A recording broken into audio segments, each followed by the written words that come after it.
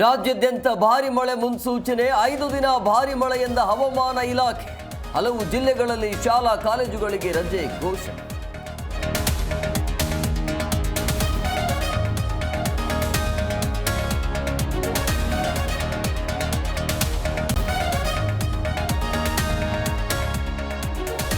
ರಾಯಚೂರು ಹುಬ್ಬಳ್ಳಿ ಧಾರವಾಡಕ್ಕೆ ಜಲಗಂಡಾಂತರ, ಮನೆ ಅಂಗಡಿಗಳಿಗೆ ನೀರು ನುಗ್ಗಿ ಅವಾಂತರ, ಭಾರಿ ಮಳೆಯಿಂದ ಜನರು ಕಂಗಾಲು.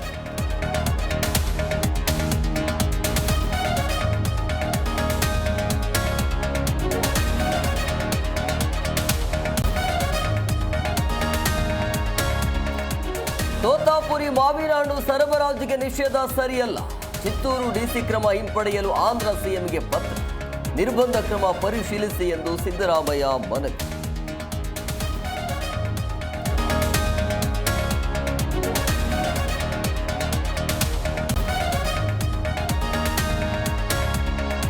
ಚಾಮರಾಜನಗರ ಜಿಲ್ಲೆಯಲ್ಲಿ ಹೊಸ ವಂಚಕರ ಜಾಲ, ಮಕ್ಕಳಿಲ್ಲದ ಮನೆ ಸರ್ವೆ, ಔಷಧಿ ನೆಪದಲ್ಲಿ ವಂಚನೆ, ಚಾಮರಾಜನಗರ ಪೂರ್ವ ಠಾಣೆಯಲ್ಲಿ ದೂರು ದಾಖಲು.